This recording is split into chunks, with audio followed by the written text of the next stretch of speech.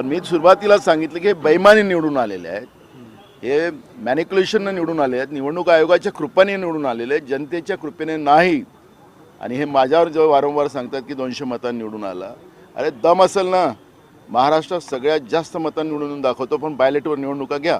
नसेल, ज्या दिवशी नाही मिळालं महाराष्ट्रात सगळ्यात जास्त मतं, राजकारणातून संन्यास गेला नाना पटोले हे यांनी ज्या पद्धतीनं निवडणूक आयोगाच्या माध्यमातून हे जे निवडून आले त्या आधारावर हे करतात. म्हणून जनतेची भीतीच यांच्या मनात नाही, संसदीय पद्धतीची भीती यांच्या मनात नाही, संविधानाची भीती यांच्या मनात नाही, आणि म्हणून हे या पद्धतीनं वागतात आहेत.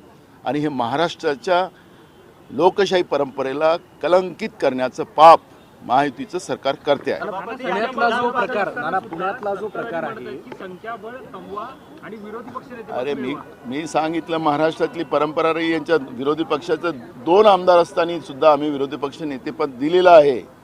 त्यामुळे बेईमानीने निवडून आलेल्या लोकांनी या पद्धतीची भूमिका मांडू नये, आणि त्यांना ती मांडण्याचं त्यांची लायकी पण नाही. पुण्यातला जो प्रकार घडला, पुण्यामधला जो जमीन गैरव्यवहार प्रकरण घडला 1800 कोटींचा अमेडिया प्रकरणामध्ये, त्यामध्ये पार्थ अजित पवार हे नाव आहे. त्यामुळे कुठेतरी या प्रकरणाला चालढकल करण्याचा प्रयत्न केला जातो. बघा, मी तुम्हाला सांगतो, महाराष्ट्रामध्ये मुख्यमंत्र्यांना पूर्ण गुजरात स्टाईलमध्ये किंवा PMO स्टाईलमध्ये हे सरकार चालवायचं आहे. त्यांच्या सोबत्यांना केव्हा कुळगटी करायची केव्हा नाही करायची त्यांच्या हातात त्यांनी सगळी चाबूक ठेवलेली आहे. या अमेडिया प्रकरणामध्ये अजित पवाराचाही आवाज बंद करण्यात आला, एकनाथ शिंदेचाही आवाज, श्रीकांत शिंदेचा एक मुद्दा काढून कचऱ्यावाला तो काढून त्यांनाही शांत करण्याचं काम झालं. त्यांच्या फायली तयार करून ठेवलेल्या आहेत, आणि या फायलीच्या आधारावर हा सगळा खेळ या सरकारचा चाललेला आहे.